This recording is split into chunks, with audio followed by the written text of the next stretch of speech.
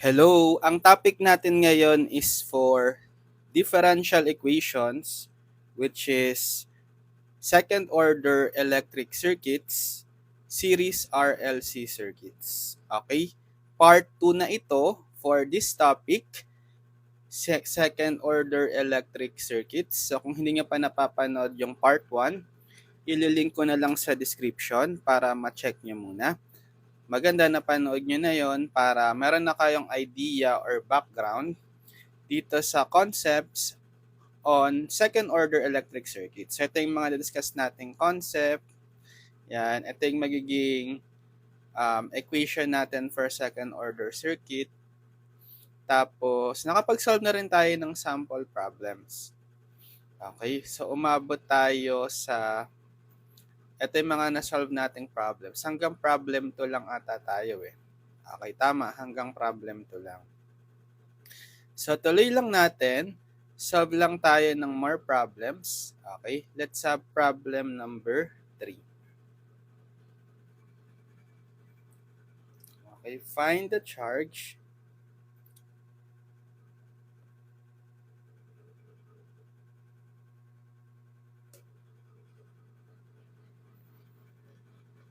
on the capacitor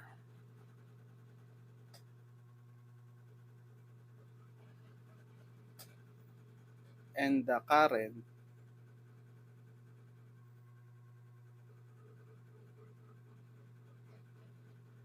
in the given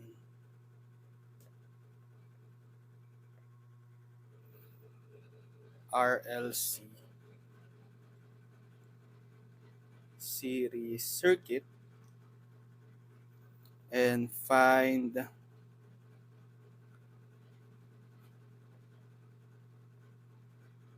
the maximum charge on the capacitor. Tapos ito yung mga values nung inductance, capacitance, resistance, voltage source, saka yung mga condition. L is 1 Henry, R is 100 ohms, C is 0.0004 farad, E of T is 30 volts, tas Q of 0 is 0 coulomb, and I of 0 is 2 amps. Okay, find the charge on the capacitor and the current in the given RLC series circuit. Ito yung mga values. L, 1 Henry, R, 100 ohm, C, 0.0004 farad, E of T equals 30 volts, Q of 0 equals 0 coulomb, and I of 0 equals 2 amp. Also, find the maximum charge on the capacitor. So, yung circuit natin dito, yung sa na-discuss sa part 1, series RLC nga. Okay? Ito.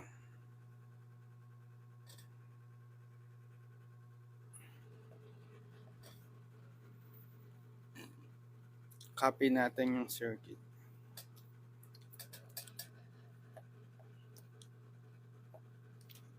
Yan.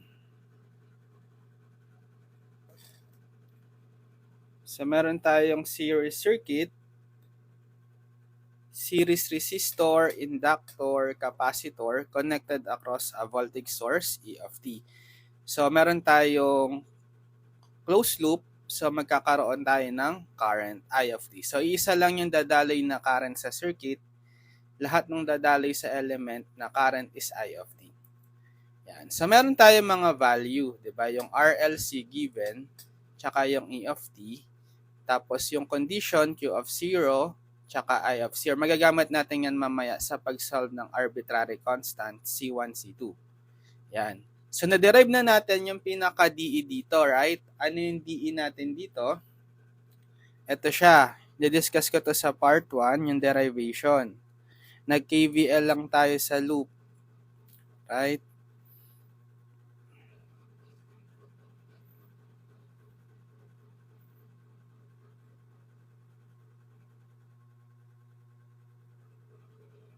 Ito.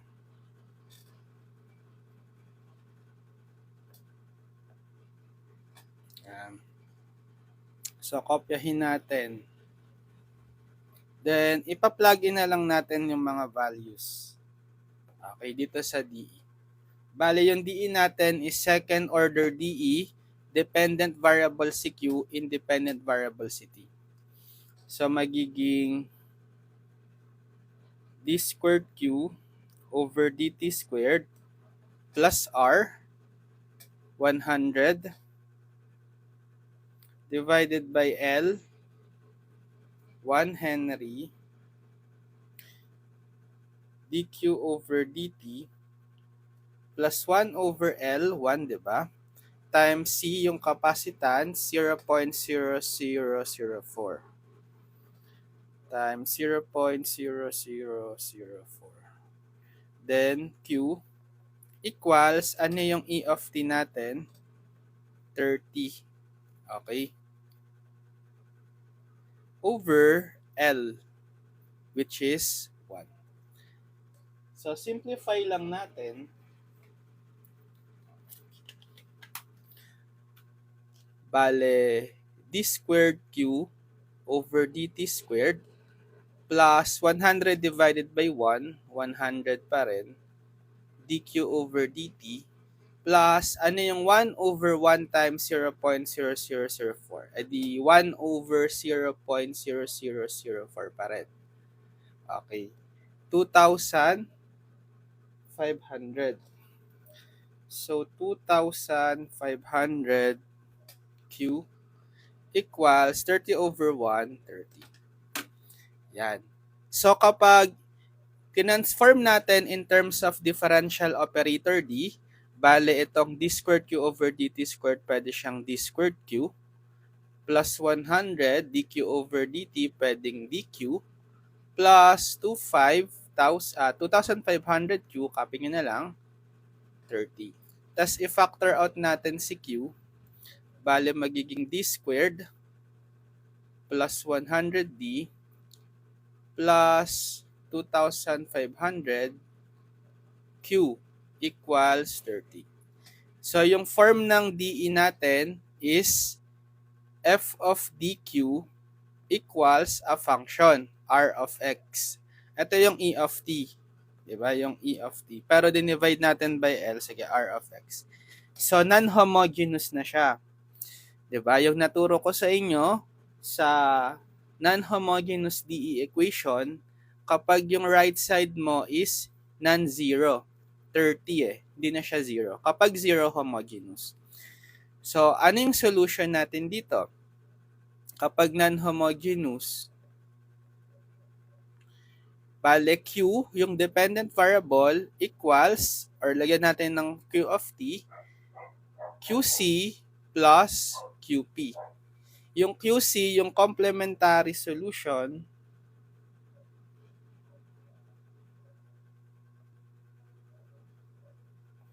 tapos yung QP, yung particular solution.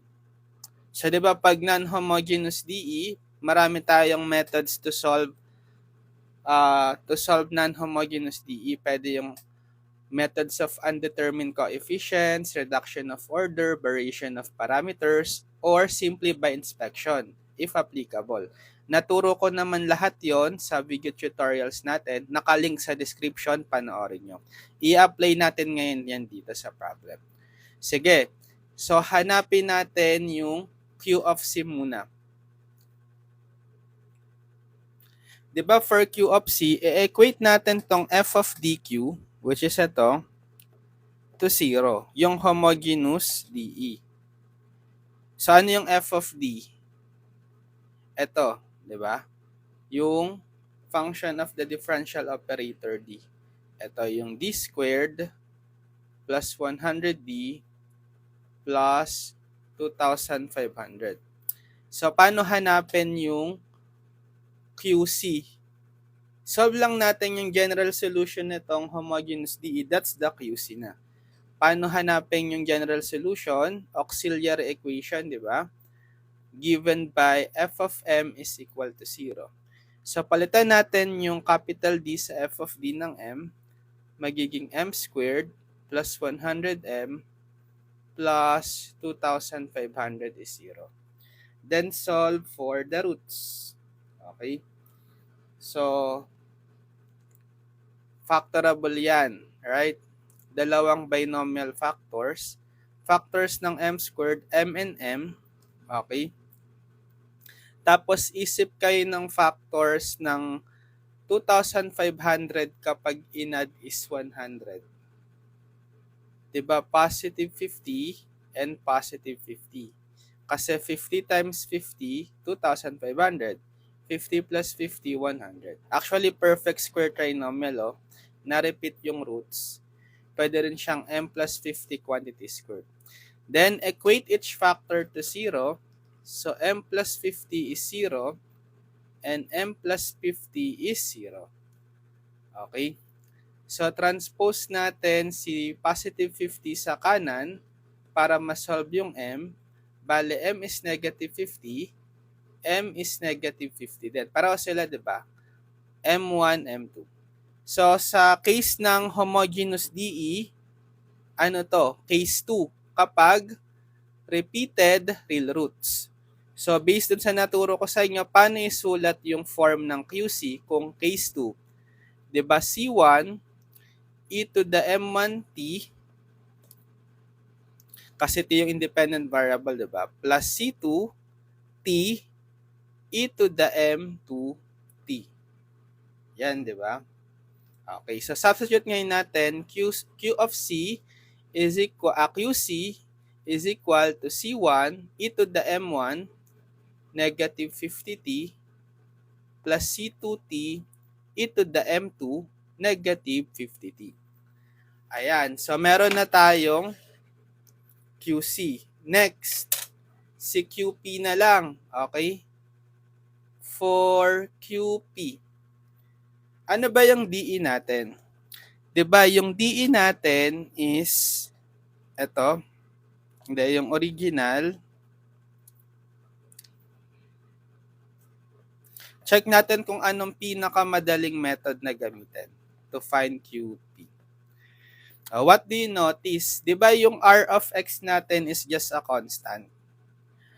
So, pwede nating i-apply yung finding particular solution by inspection. Okay? Naturo ko to, link ko sa description yung video tutorial. 'Di ba kapag constant yung R of X natin, may formula tayo for YP or QP this time na R naught over B sub N. Ano yung R naught? Siya yung constant R of X, which is 30. Ano yung B sub N? Yun yung constant term sa f of d. Di ba ito yung f of d? Ang constant term niya is 2,500. So, yan agad si QP. By inspection or by using the formula, okay, bale, we will have 30 over 2,500. Or in lowest term, cancel lang tong 0. Tama ba? So, 3 over 250. Yan. So, masasolve na natin or mahanap na natin yung pinaka general solution. Okay, ano yung pinaka Q natin? Q of t. General solution ng non-homogeneous DE is QC plus QP. So, Q of t is, ano si QC? Ito, copy natin. C1 e to the negative 50t plus C2t e to the negative 50t. Tapos, yung QP, add natin plus 3 over 250. So, anong case pala to kapag ang root natin is repeated real roots? Dun sa na-discuss ko sa part 1. Di ba may tatlo tayong case? Overdump, critically dump, tsaka underdamp. Okay.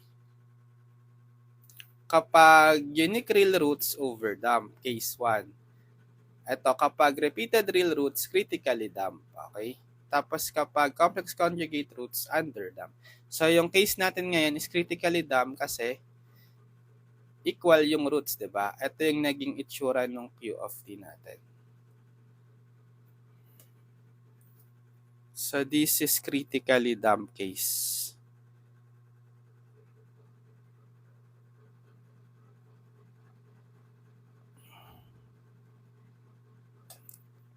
Yan. So, ito yung general solution. Pero, hahanapin pa natin yung C1 tsaka C2, right? Yung condition. Apply natin ngayon yung condition. Yung binigay sa problem is, ito, yung Q of 0 is equal to 0 and I of 0 is equal to 2. So, kailangan dalawang condition kasi dalawa yung unknown na constant, C1, C2. Yan. So, gamitin natin tong Q of 0 is equal to 0. Ibig sabihin, itong nasa loob ng Q, di ba, time yan? When T is 0, Q is 0. So, plug in nyo dito, Q of T, or that's Q of 0, 0, equals C1 e to the negative 50. Lahat ng mga T, papalitan nyo ng 0. Times 0 plus C2T, papalitan niya rin ito ng 0 e to the negative 50 T0 plus 3 over 250. Diba? Ito ay e to the 0 or 1. Ito may 0 ka dyan. So, mazi-0 lahat to kasama si C2. So, magiging 0 is equal to C1 times 1 or C1. Ito wala na siya. Plus 3 over 250.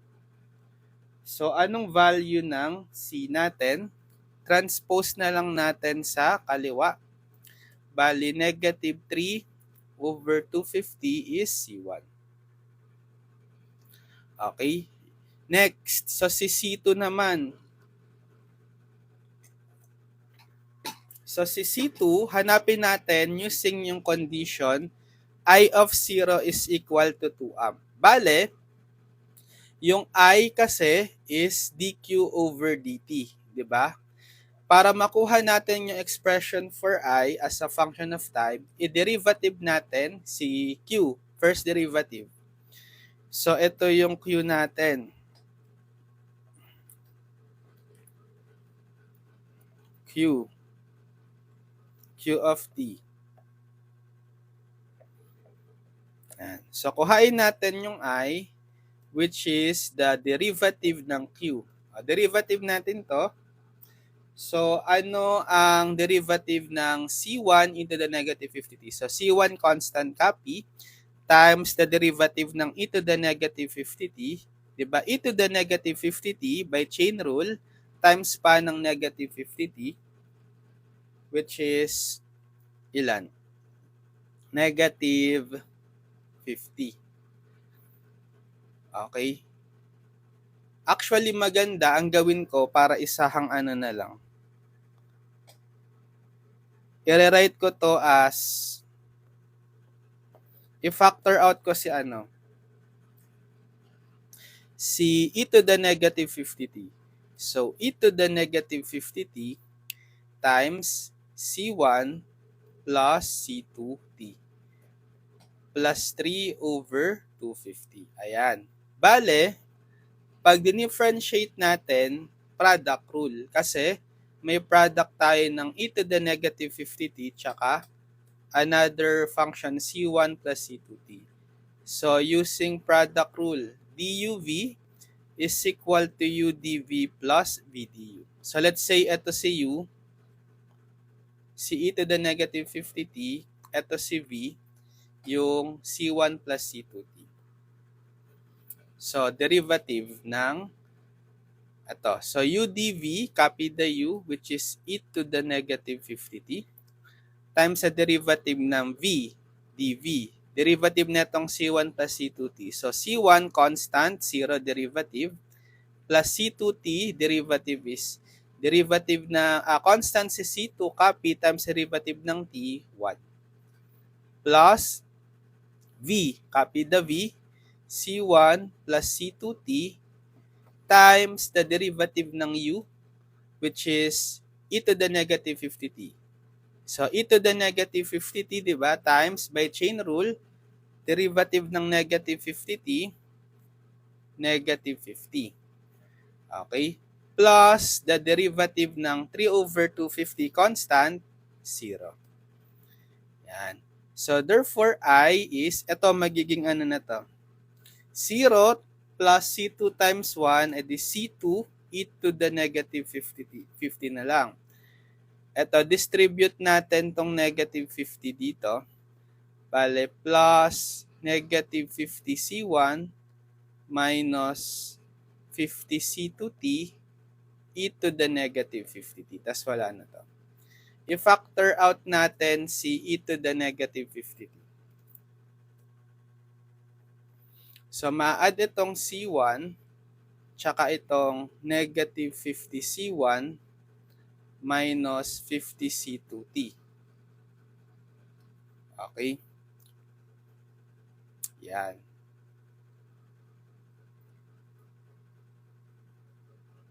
So, anong mangyayari?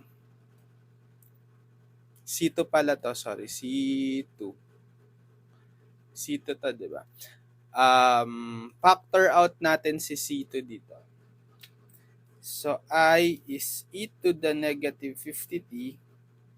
So, negative 50 C1.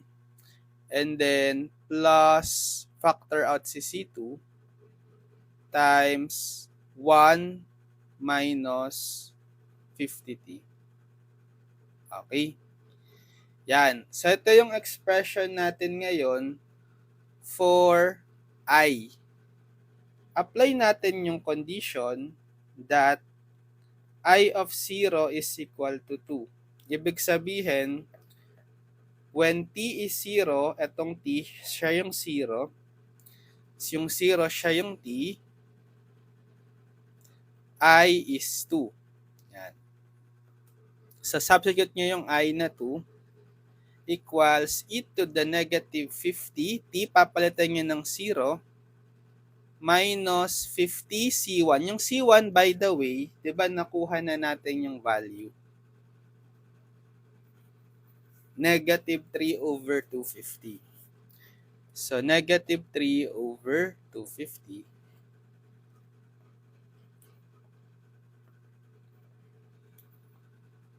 And then, plus 1 minus 50t, papalitan nyo ng 0, times C2. So, C2 yung hahanapin natin ngayon. Okay, edi etong e to the negative 50 times 0, e to the 0 or 1 na lang. So, 2 is equal to 1 times, okay, negative 50 times negative 3 over 250. Bale, cancel tong 50. 250 divided by 50, 5. Tas negative times negative, magiging positive. Positive 3 over 5. Tapos, etong 1 minus 5 times 0, 1 minus 50 times 0, 0 na to. So, 1 minus 0, 1. Times C2, so C2 na lang. Okay. Etong times 1, kahit wag na isulat, so magiging 2 is equal to 3/5 plus C2. So, solving for C2, i-transpose nyo na lang sa kaliwa si 3/5. Bale, 2 minus 3/5 is equal to C2. Okay, ano yung 2 minus 3/5? 2 times 5, 10, minus 3, 7, 7/5. So, C2 is 7/5. Yan. So, masasolve na natin yung pinaka yung pinaka-particular solution or Q as a function of time. Ano ba yung kaninang general solution natin? 'Di ba ito? copy ko.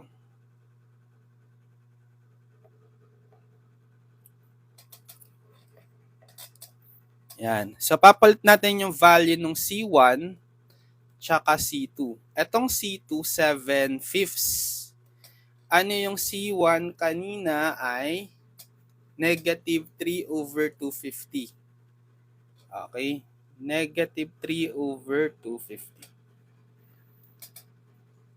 So, Q of t ngayon is, substitute nyo yung C1, negative 3/250 e to the negative 50t plus C2, 7/5 t e to the negative 50t plus 3/250. Yan. Or gusto nyo naka-factor out yung parang kanina, naka-factor out si e to the negative 50t, magiging negative 3/250 plus 7/5 t plus 3/250. Ito yung Q of t. Ano ba yung pinapahanap? Yung pinapahanap din, 'di ba, si charge tsaka si current, 'di ba? Find the charge on the capacitor and the current. So, hanapin din natin yung I. Bale, i-derivative na lang natin to.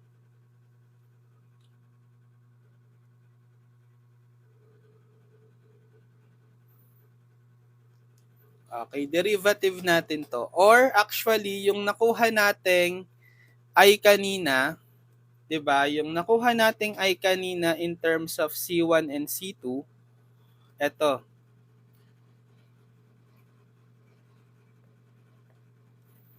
'Di ba yan 'yon? Dinerivative natin.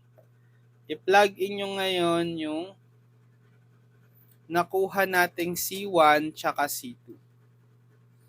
So, I is e to the negative 50t times negative 50 times C1. Ano yung C1 natin? Negative 3/250 plus 1 minus 50t times the C2, which is 7/5. So, I is e to the negative 50t times, ilan to kanina? Cancel tong 50, bale positive na siya, negative times negative. Positive 3/250 divided by 5, 3/5. Distribute natin to. 1 times 7/5, then minus 50t times 7/5. Okay, so negative 50t times the quantity, bale 3/5 plus 7/5. So 3 plus 7, 10 over, same denominator 5, 2. Minus, so 50t times 7/5. Bale, cancel itong 5. 50 becomes 10. Right? So magiging negative 10t times 7, negative 7t. Or gusto nyo, yung nakuha nyong Q of t, pwede nyo namang i-directang i-derivative. Yan din makukuha nyo. Kasi magpa-product rule pa kasi kayo uli eh. Ito, unit nito is ampere. Unit nito is coulomb. May tanong pa, 'di ba? Pagkahanap ng charge sa current, find the maximum charge on the capacitor.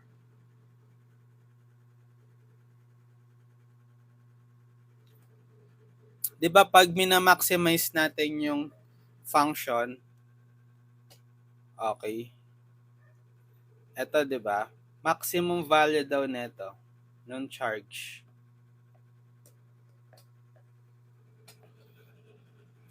ang gagawin, yung first derivative niyan, 'di ba, I yun, dq over dt, equate nyo to 0.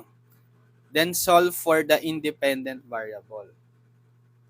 Okay, yan yung time na mag-yield or magpo-produce ng maximum charge. 'Di ba? So, bale, yung nakuha nating I, yung derivative ng q over dt, e to the negative 50t times 2 minus 70t, equate nyo to 0. Maxima minima sa differential calculus kung nare-recall nyo. Then solve natin yung time. Ito, pwede nyo na itong i-divide both sides by e to the negative 50t. Right? Yan. Cancel. So, magiging 2. Ito na lang. 2 minus 70t equals 0 over e to the negative 50t, 0. Solve for t, transpose si negative 70t sa kanan, bale 2 is equal to positive 70t. Right? Tapos divide both sides by 70, cancel to, t is 2 over 70 or 1 over 35 seconds. So, ibig sabihin, ito yung time kung kailan natin makukuha yung maximum charge. So, pag hinanap natin yung maximum charge, i-evaluate natin tong Q of t sa 1 over 35. Okay, so Q of 1 over 35 is, so substitute nyo dito sa mga t is 1 over 35. Bale, e to the negative 50, t, 1 over 35. Then, times the quantity, negative 3 over 250 plus 7/5 7/50, 1 over 35, then plus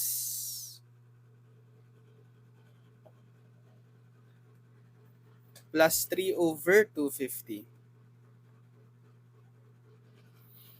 Yan.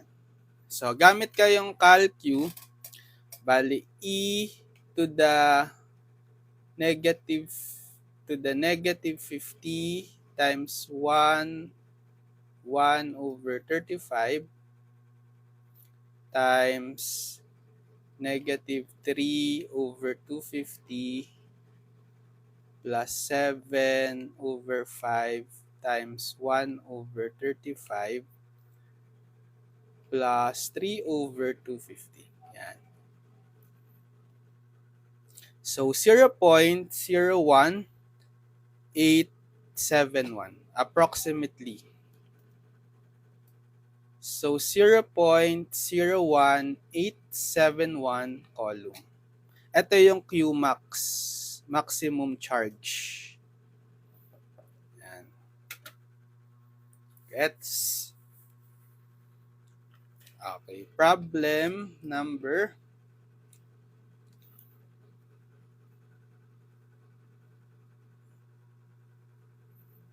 3. Okay, next. Problem number 4.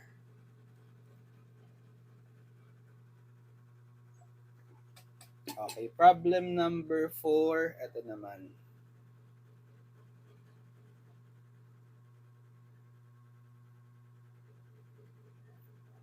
Wait lang, hanap tayong problem.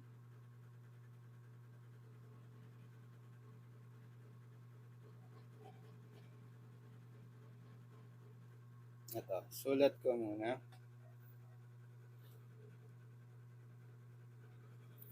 Find the steady state charge and steady state current in an RLC series circuit.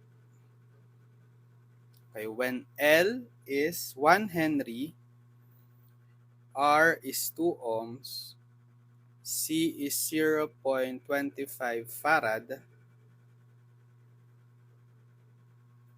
E of t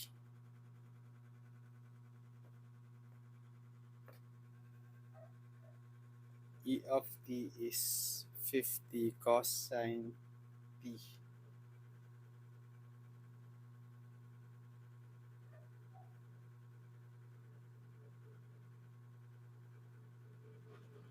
Yan. So, hinahanap yung steady state charge and steady state current. Okay, ano ba yon sa solution ng DE? Kapag steady state, yung YP, yung particular solution. So, pag hinanap natin yung general solution, 'di ba? So, sa charge, Q of T is QC plus QP. Tapos sa current, I of T, I of C plus IP. Ito yon. Etong dalawa yon. Steady state charge, tapos IP, steady state current. Yan. So sige, solve natin. Ito kasing QC tsaka IC, mga transient state current tsaka charge. Ito, na-discuss ko naman to sa part 1. Okay? So, ano yung equation natin kapag series RLC? So, pare-pareho lang naman. D squared Q over dt squared plus R over L dq over dt plus 1 over LCQ is equal to E of T over L. So, substitute natin yung mga values. So, d squared Q over dt squared plus R. R is 2. 2 over L, 1. dq over dt plus 1 over L, 1 ulit, times C, 0.25 times Q, purong lang natin, equals E of T. E of T natin is 50 cosine T. 50 cosine T divided by L, which is 1. So simplifying, that's d squared Q over dt squared plus 2 over 1, 2, dq over dt plus 1 over 1 times 0.25. Diba? 0.25 is 1/4. So reciprocal, 1 over 1/4, 4. 4q equals 50 cosine t over 1 or 50 cosine t na lang. Yan. In terms of differential operator, that will be d squared plus 2d plus 4. Okay. Times q is equal to 50 cosine t. Yan. So meron tayong non-homogeneous DE, f of dq equals r of t. Right? Kanina nilagay ko r of x ata, no? Balikan ko. F of dq times, di tayo consistent dito, r of t. Yan. Kasi independent variable natin is time. Napansin ko lang kanina mali. So, ang f of d natin is ito. Yung d squared plus 2d plus 4. Tapos ito yung r of t. 50 cosine t. Yan. So, ibig sabihin, non-homogeneous tayo na ang general solution, yun nga, Q of T is QC plus QP. Yan. So, hanapin muna natin yung QC, yung solution ng homogeneous DE part. Bale, equate lang natin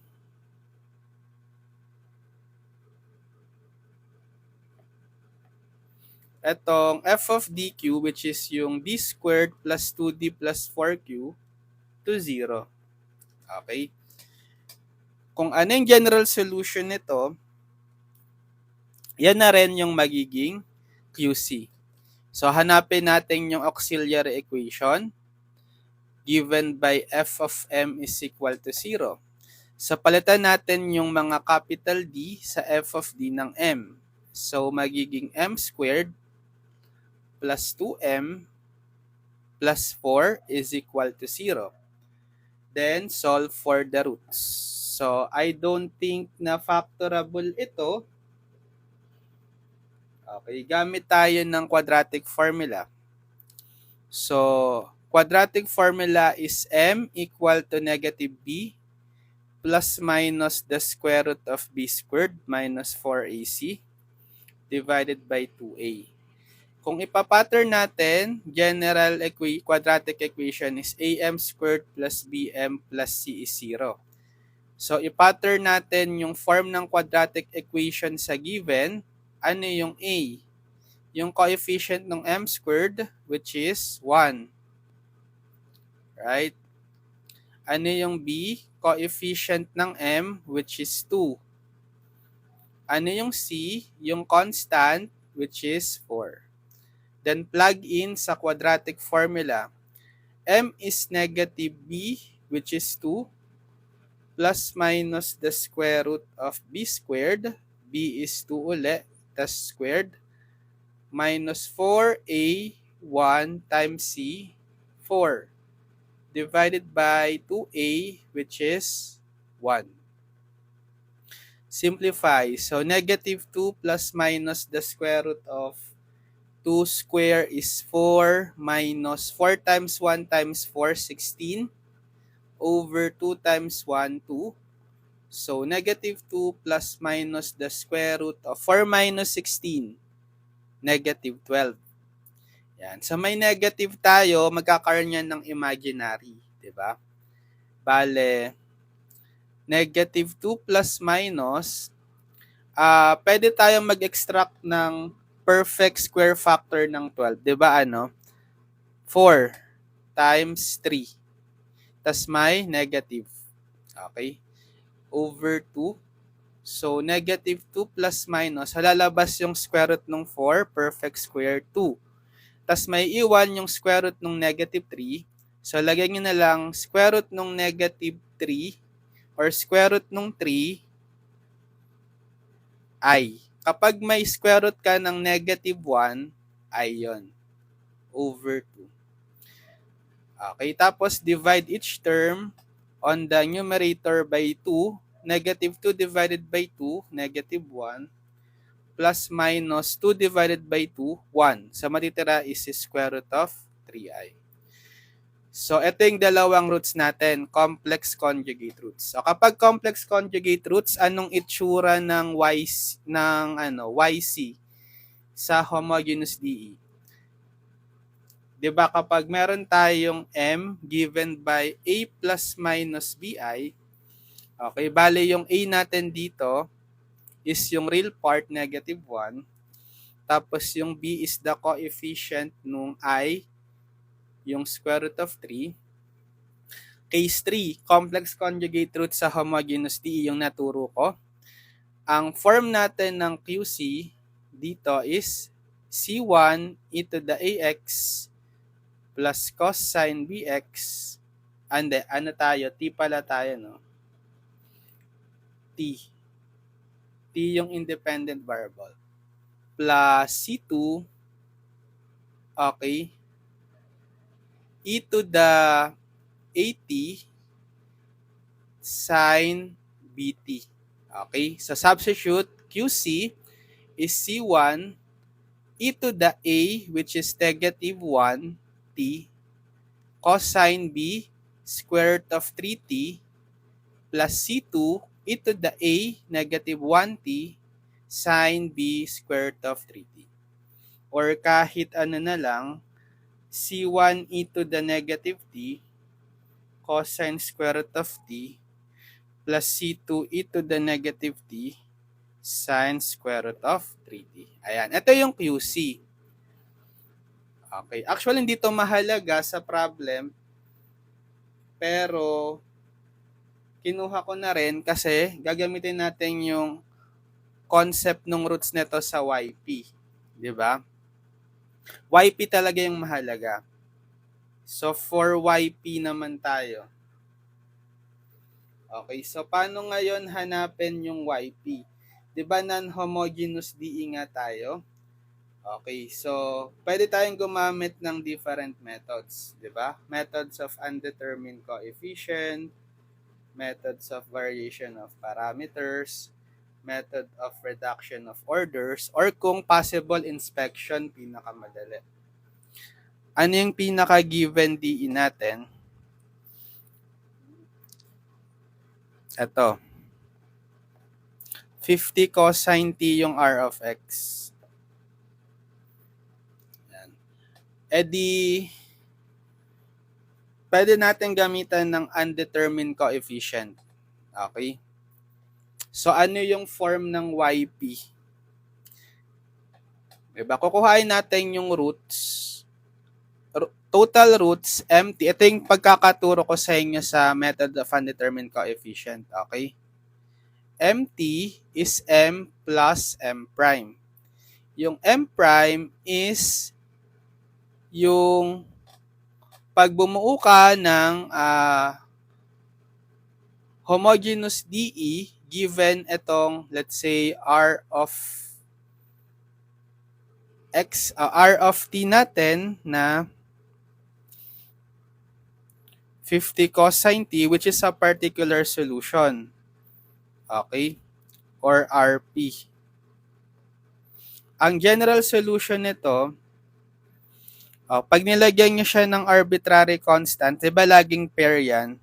C1 e to the AT cosine BT plus C2 e to the AT sine BT.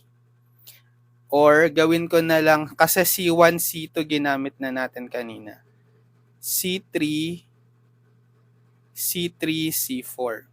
Kasi yung C1, C2 ginamit natin sa QC. Yan. So, particular solution nito kasi wala ka ng arbitrary constant. So, nag-arrive lang tayo dito, bale yung A natin dito kasi wala kang E to the something, 0, right? Tapos yung B natin dito is yung coefficient nung cosine, which is 1. Yan.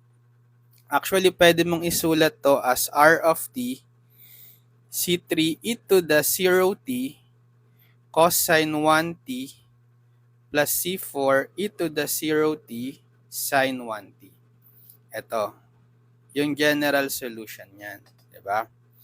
So, para mag-arrive tayo dito sa specific particular solution na to, sinet natin ngayon C3 tsaka C4 as what?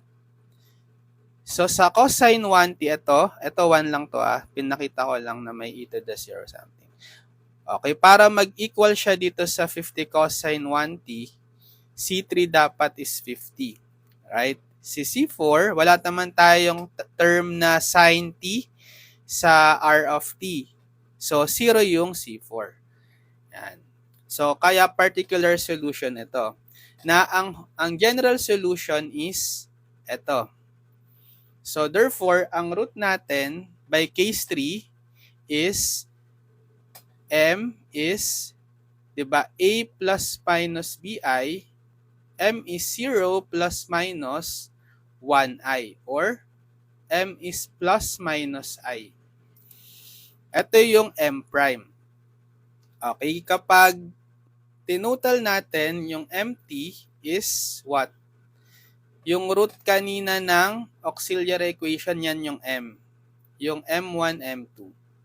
Ano siya? Diba? Negative 1 plus minus square root of 3i. Negative 1 plus minus square root of 3i. Tapos, yung M prime, ito. Plus minus i. Yan. Actually, wala namang magkapareho sa dalawa eh. Diba? So, kapag sinulat natin yung pinaka general solution nito, so ano yung form ng Q kapag QC kapag ito yung roots? Itong kanina, diba? Okay. Nakopy ko pa. Yan. Plus, kapag plus minus I, ano naman, bale yung A mo dyan is 0, B mo dyan is 1, right? Para maging C3 e to the AT 0t cosine 1t bt, di ba? Plus C4 e to the 0t sine 1t. Pero itong e to the 0, 1 na lang. So, magiging Q is, copy natin, ito, same lang yan, yung first 2 plus C3 cosine t plus C4 sine t. Right? Yan. 'Di ba yung general solution ng non-homogeneous DE is Q is equal to QC plus QP. Pero itong first two terms na ito, yan yung QC na natin, 'di ba? Ito. Therefore, etong natitirang dalawang terms, yan na dapat yung para sa QP. Yan. Therefore, QP, ang form niya is C3 cosine t plus C4 sine t. Yan. Ito yung itsura ng QP na hanapin natin. So, pwede nyo na lang gawin kahit palitan nyo ng mga unknown capital letters. Let's say, QP na lang is gawin kong capital A cosine t plus capital B sine t. Tapos hanapin natin yung value ng A tsaka B by method of undetermined coefficient. So sana na-gets nyo yung discussion, yung in-explain kong to. Panoorin nyo yung video tutorials ko sa methods of undetermined coefficients, parts 1 to 5 ata or 4. Nakalink sa description kung gusto nyong i-recall para mas magets nyo palalo. Okay? So, ang gagawin natin, babalikan natin yung original DE. From original DE, ano yung original DE natin? Ito.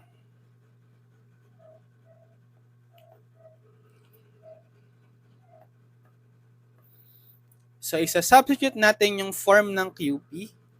Bale, d squared plus 2d plus 4 QP is equal to 50 cosine t. So, distribute niya yung QP.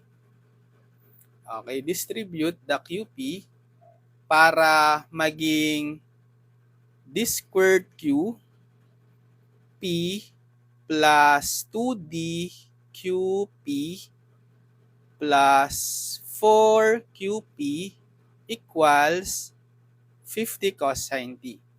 So, kailangan nating hanapin yung second derivative ng QP kasi d squared, tsaka first derivative ng QP kasi dQP.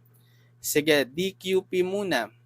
I-first derivative natin yung itsura or yung form ng QP na to. So, derivative niyan. So, yung capital A constant copy, ang derivative ng cosine t is negative sine t. Plus B constant copy, ang derivative ng sine t is cosine t. So, dQP is So, negative A na to. Sin t plus B cosine t. Next, yung second derivative naman, d squared QP. Bali, the derivative natin tong dQP or yung first derivative. So, derivative ng negative A sin t, negative A constant, copy, times derivative ng sin t, cosine t. Then, plus B times, constant siya, copy nyo lang, derivative ng cosine, positive sin t. Yan. So, saka nyo i-plug in ito, tsaka ito, dito sa equation. Plug in natin dito sa equation. Okay. Ito yung d squared QP. Ay, actually, mali pala to, no? Mali. Derivative pala ng, derivative ng cosine, negative. Negative sign. So, dapat it should be negative A cosine t minus B sin t. Ayan. So, palit natin ngayon yung d squared QP na to. Okay, magiging negative A cosine t minus B sin t plus 2 times, ano yung dQP? Ito. Negative A sin t plus B cosine t. Then, plus 4QP. Ang QP natin is ito. A cosine t plus B sin t. So, 4 times quantity A cosine t plus B sin t. Then, equals 50 cosine t. So, simplify. Bale, negative A cosine t minus B sin t. Distribute itong 2. 2 times negative A sin t, negative 2A sin t. 2 times B cosine t, positive 2B cosine t. Distribute itong 4. 4 times A cosine t, so plus 4A cosine t. Then 4 times B sin t, positive 4B sin t equals 50 cosine t. Okay, pag sama-samahin natin yung same terms, so sa mga cosine, yan, we have negative A plus 4A plus 2B, negative A plus 4A, positive 3A, plus 2B. Tapos times cosine t. Tapos sa mga sine, ito, negative B sin t, negative 2A sin t, 4B sin t. Yan.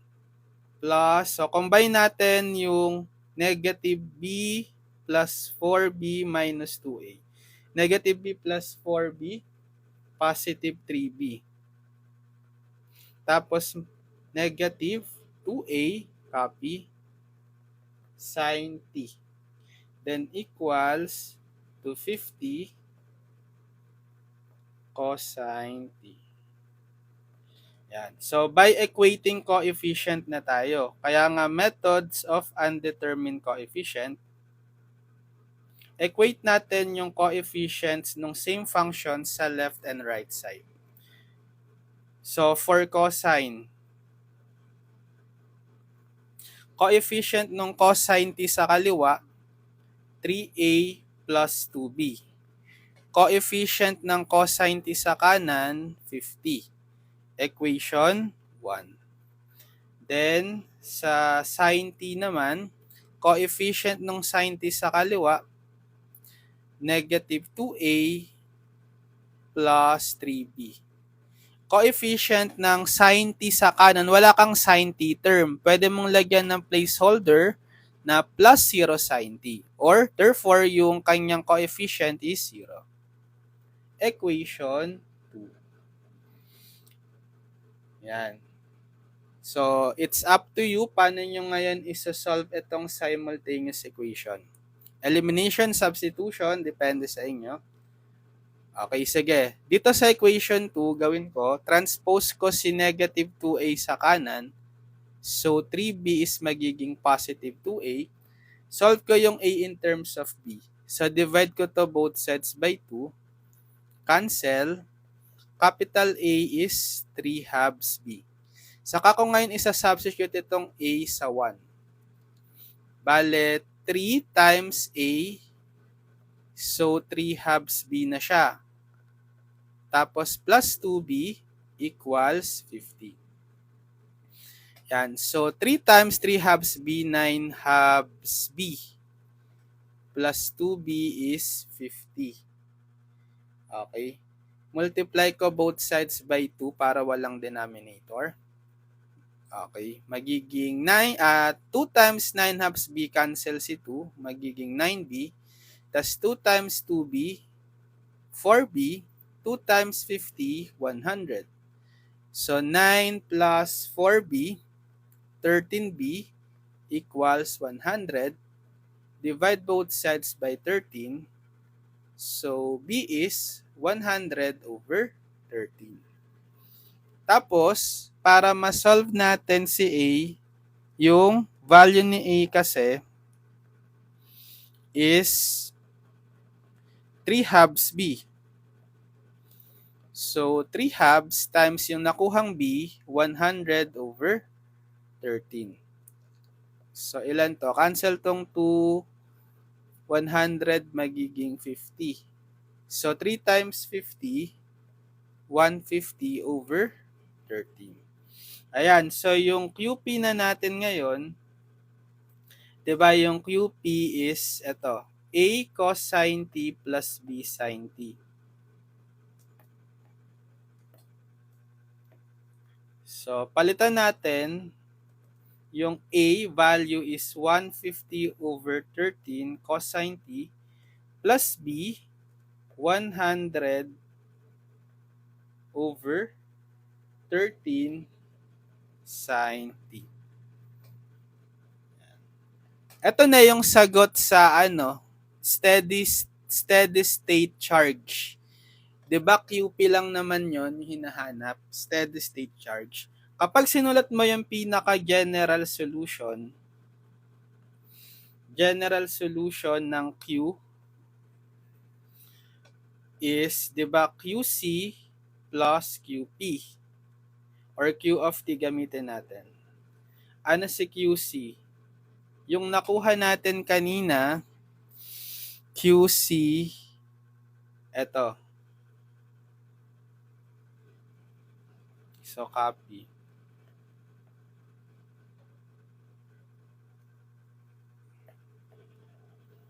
Plus, yung QP, eto.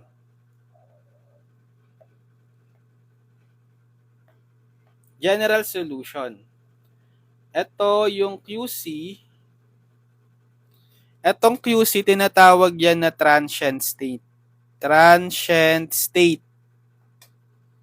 charge. Tapos itong QP, yung steady state. Steady state charge. Ang hinahanap lang talaga sa problem yung steady state charge. Diba? Steady state charge. Diba? Find the steady state charge lang tsaka steady state current. Yan lang yung bibigay niyong sagot. So, sagot sa steady state charge is ito. 150 over 13 cosine t plus 100 over 13 sin t. Ano naman yung steady state current? 'Di ba, yung current is the derivative ng Q over dQ over dt. Right? E di-derivative mo lang tong QP para makuha yung IP. dQp over dt. Madali lang yung i-derivative. So, derivative ng 150 over 13 cosine t. Bale, 150 over 13, constant copy, times sa derivative ng cosine, negative sine t. Plus, ito naman, 100/13 constant, copy nyo lang, times the derivative ng sine t, cos sine t. Or IP is, negative 150/13 sine t plus 100/13 cos sine t. Okay, amps to. Ito, column. Yan na yung sagot. Yan lang naman yung hinahanap sa problem. So maganda na re-recall nyo pa rin yung mga different methods on solving non-homogeneous DE. Tulad ng ginawa natin dito, gumamit ako ng methods of undetermined coefficient. Or pwede naman variation of parameters, reduction of order, or by inspection. So naturo ko lahat yon guys, nakaling sa description. Panoorin nyo if you want to recall. Okay. Problem number 4.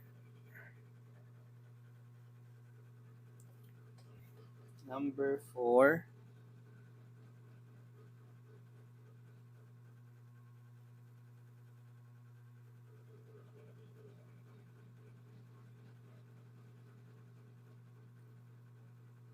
Sige, number 5. Problem number 5.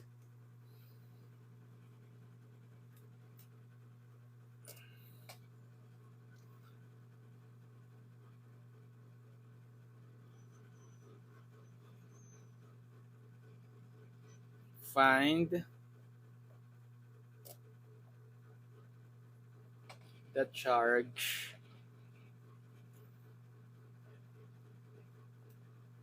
on the capacitor in an RLC series circuit when L is 1/2 Henry, R is 10 ohms, C is 0.01 farad, E of T is 150 volts, Q of 0 is 1 coulomb, and I of 0 is 0 amp. What is the charge on the capacitor after a long time? Okay, find the charge on the capacitor in an RLC series circuit when L equals 1/2 Henry, R is 10 ohms, C is 0.01 farad, E of T is 150 volts, Q of 0 is 1 coulomb, and I of 0 is 0 amp. What is the charge on the capacitor after a long time?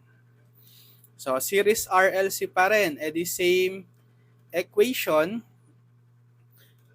So, dq t squared q over dt squared plus r over L dq over dt plus 1 over LCQ is equal to E of T over L.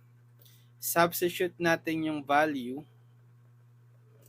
Ano yung R? 10 divided by L, 1/2 dq over dt plus 1 over L, 1/2 times C, 0.01 Q equals E of T is 150 volts or 150 na lang, sige, divided by L, 1/2. Yan. So simplifying, d squared q over dt squared plus 10 over 1/2, bale, marireciprocal si 1/2, 10 times reciprocal ng 1/2 2, 10 times 2, 20. Yan, dq over dt plus, 1 over 1/2 times 0.01. Okay, 200q equals, 150 divided by 1/2, bale, 150 times 2, 300. Yan. In terms of differential operator, d, capital D, magiging d squared plus 20d plus 200 q equals 300. Yan. So, non-homogeneous DE kasi may f of dq equals r of t form. Right? Hindi ka zero sa right side. May non-zero function ka. Yung r of t mo is 300. Tapos yung f of d is d squared plus 20d plus 200. Okay? So, ang general solution non-homogeneous DE, Q is, or Q of T is QC plus QP. Yan. Hanapin natin si QC. Okay, for QC, yung f of dq form, equate nyo sa 0, yung homogeneous DE part. Yan. Equal 0. Tapos, kuhain yung auxiliary equation, f of m is 0. So, papalitan natin yung capital D dito sa f of d ng m, magiging m squared plus 20m plus 200 equals 0. And then, solve natin yung roots. So, hindi ito mapafactor. Quadratic formula. M is negative b plus minus the square root of b squared minus 4ac over 2a. So, ano si a? Yung coefficient ng m squared 1. Ano si b? Coefficient ng m, 20. Ano si c? Yung constant, 200. Sige, plug in sa quadratic formula. Negative b, 20, plus minus the square root of b squared. So, 20 squared minus 4a, 1 times c, 200 divided by 2a. 2a is 1. So, negative 20 plus minus the square root of 20 square, 400, minus 4 times 1 times 200, 800, divided by 2 times 1, 2. So, negative 20 plus minus the square root of 400 minus 800, negative 400, diba? Divided by 2. So, negative 20 plus minus, so square root ng negative 400, so may negative. Ayan, magkakaroon tayo ng imaginary. So, square root nung 400, eksakto, 20, diba? Tapos, dahil may square root of negative 1 ka dyan, magkakaroon ka ng I over 2. Yan. Tapos, divide lang natin each term on the numerator by 2. Negative 20 divided by 2, negative 10. Plus minus 20i divided by 2, 10i. So, case 3 ng homogeneous DE, complex conjugate roots, right? So, kung meron tayong complex conjugate roots na a plus minus bi, so kung ipapattern natin sa given roots, a natin is negative 10, b natin is 10. So, pag case 3, ang magiging itsura ng QC is C1 e to the 80 cosine BT plus C2 e to the 80 sine BT. So, substitute. So, C1 e to the A negative 10t cosine B10 t plus C2 e to the 9 e to the a, negative 10 t sine b 10t. Ito yung QC. Okay? Or sige, gawin natin QC is i-factor out natin si negative 10t. Bale magiging C1 cosine 10t plus C2 sine 10t. So, finactor out ko lang yung e to the negative 10t. Next, for QP naman, ano ba yung given DE natin? Ito, copy ko.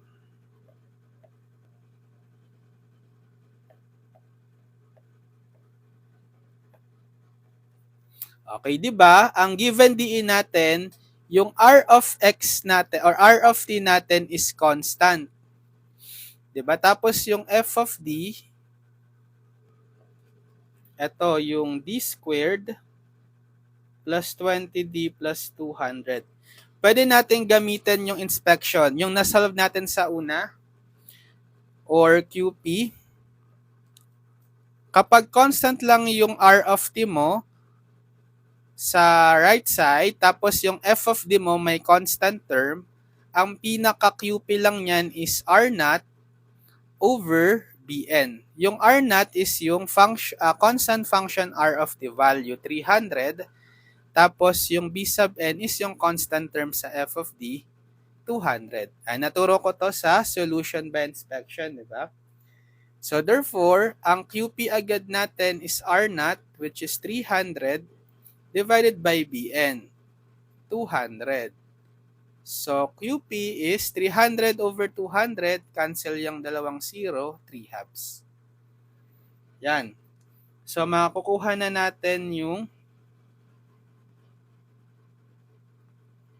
general solution. Q of T is QC plus QP. So Q of T is QC. Ano si QC? Ito, copy ko yung nakuha natin QC.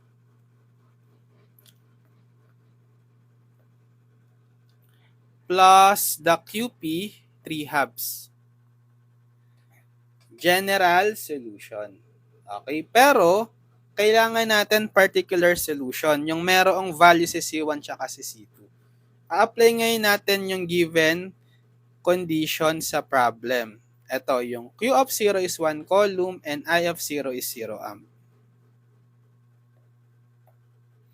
So, kailangan dalawang condition kasi dalawang constant C1, C2 ang isa-solve. So, pwede na nating i-plug into yung condition na una. Ito si T, ibig sabihin, when T is 0, Q is 1.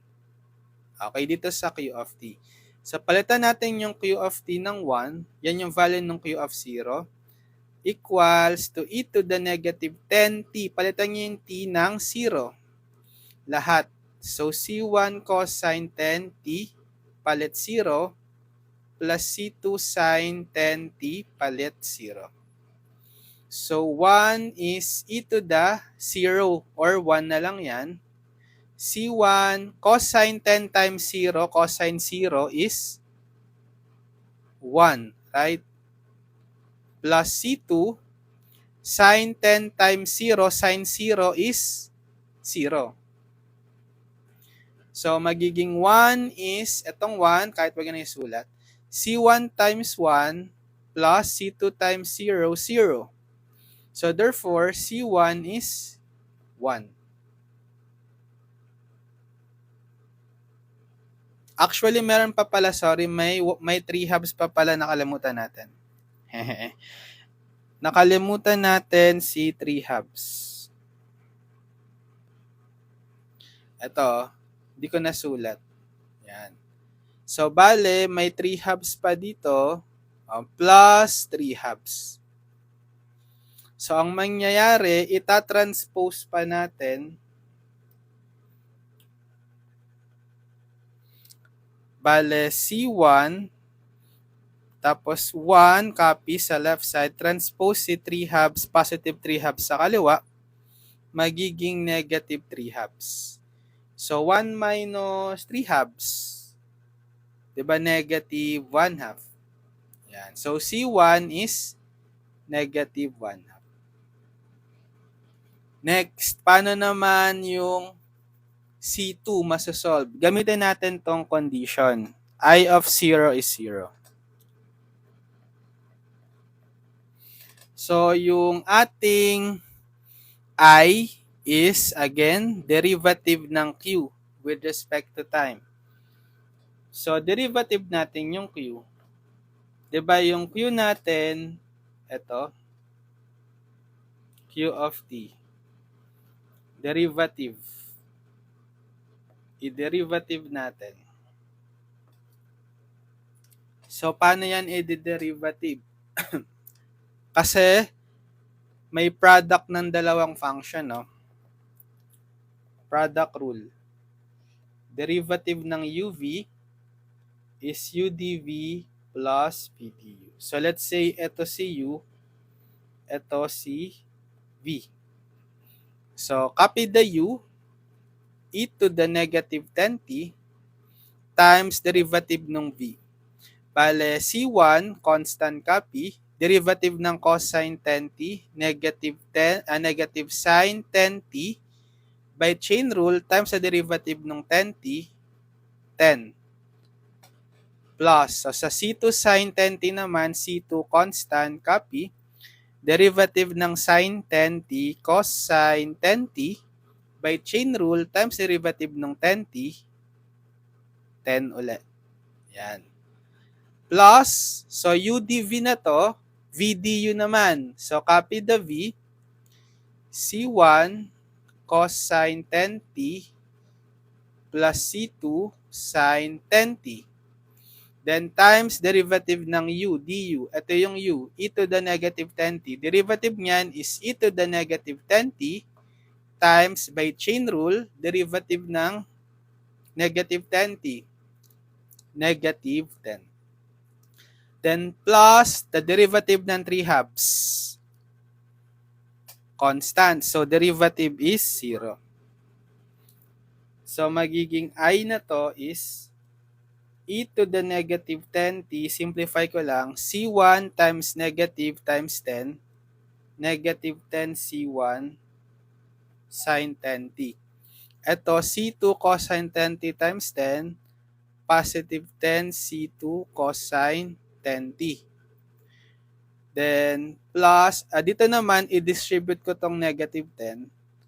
Bale, negative 10 C1 cosine 10t minus, kasi negative 10, 10 C2 sine 10t times e to the negative 10t. Etong 0, wala na yan. So, I is, i-factor out ko tong e to the negative 10t. So, pag factor out, i-add nyo itong dalawa. Ito,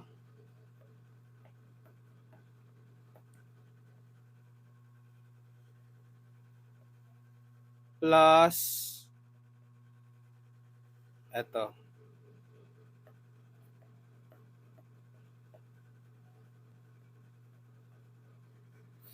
So, I is e to the negative 10t. So, kahit alisin na lang natin tong parenthesis kasi plus lang naman. So, combine natin yung similar. Yung parehong sine 10t, we have ito. So, add natin negative 10c1 minus 10c2. Then, times sine 10t. Tapos yung parehong cosine 10t, okay, add natin negative 10c1 plus 10c2. Oops. Urong para magkasya. Negative 10c1 plus 10c2 cosine. Yan. Ito na yung I natin. Bale, gagamitin na natin yung condition na I of 0 is equal to 0. Ibig sabihin yan, ito yung t. When t is 0, I is 0. Okay, so palitan natin yung I ng 0, tas lahat ng mga t, 0. So, e to the negative 10, t palit ng 0, times negative 10. Yung C1, pwede nyo na palang substitute yung value. C1 is negative 1/2. So, palitan ko na negative 1/2 minus 10 C2. Yan, yung C2 yung hahanapin natin. Copy nyo lang as is. Times sin 10t. So, yung t palitan ng 0. Then, plus negative 10 times C1. Palitan na agad natin ng negative 1/2. And then, plus 10 C2. Copy nyo lang muna. Cosine 10t. Yung t palitan nyo din ng 0. So, 0 is equal to, itong e to the negative 10 times 0, e to the 0 or 1 na lang yan. Right? Tapos, negative 10 times negative 1, positive 5. Minus 10 C2. Sin 10 times 0. Kasi yung sin 0 is 0, right? So, mawawala lang pala yan kasi na times sa 0. Plus, ito naman, negative 10 times negative 1/2, positive 5. Plus 10 C2. Then, cosine 10 times 0, cosine 0 or 1. Yan. So, ito wala na to, masi-0. Bale, 0 is, itong 1, kahit wala na yan. Ito na 0 na siya, ang natira is 5 plus 10 C2 times 1 or 5 plus 10 C2 na lang. So, solve natin ngayon si C2 transpose si positive 5 sa kaliwa. So, magiging negative 5 is equal to 10 C2. Divide both sides by 10. Para solve natin si C2 is equal to negative 5 over 10, negative 1. Yan. So, meron na tayong C1, negative 1/2, C2, negative 1/2. I-plug in na natin sa general solution. Ito yun, di ba? Makukuha na natin yung particular solution. Yan. So, therefore, Q of t is e to the negative 10t times C1, negative 1/2 cosine 10t plus C2, negative 1/2 sine 10t plus 3/2. Yan. Ito ngayon yung charge as a function of time. Yan. Next, may tanong pa 'di ba? Kasi pinapahanap din yung pinapahanap pa?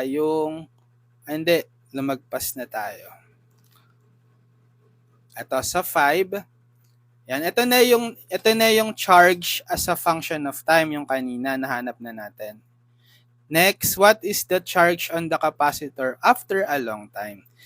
So, ibig sabihin, habang tumatagal daw, ibig sabihin, time approaching infinity, ano yung magiging charge? Value ng charge. So, kukuhain mo yung limit netong Q of t as t approaches positive infinity. So, ano kaya yan? Limit nito. Kasi 'di ba may e to the negative 10t ka. E to the negative 10, let's say mag-assign ka ng value ng infinite sa time. Okay?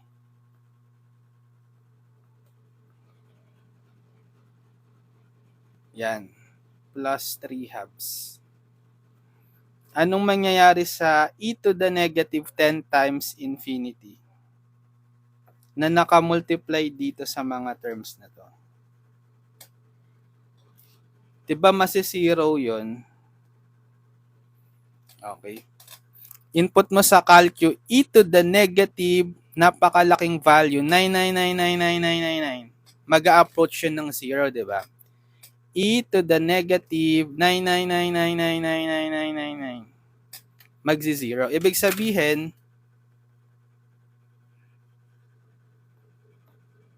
Ibig sabihin, masi-0 to, lahat nung nakamultiply na term, mawawala. Ang matitira lang, limit kasi ng any constant as t approaches any value is the same as that constant. 3 halves. So, ito yung value ng charge. Ito yung steady state. Tinatawag na steady state. Yung hinanap natin kanina, steady state charge. Yung QP. Right? Coulomb.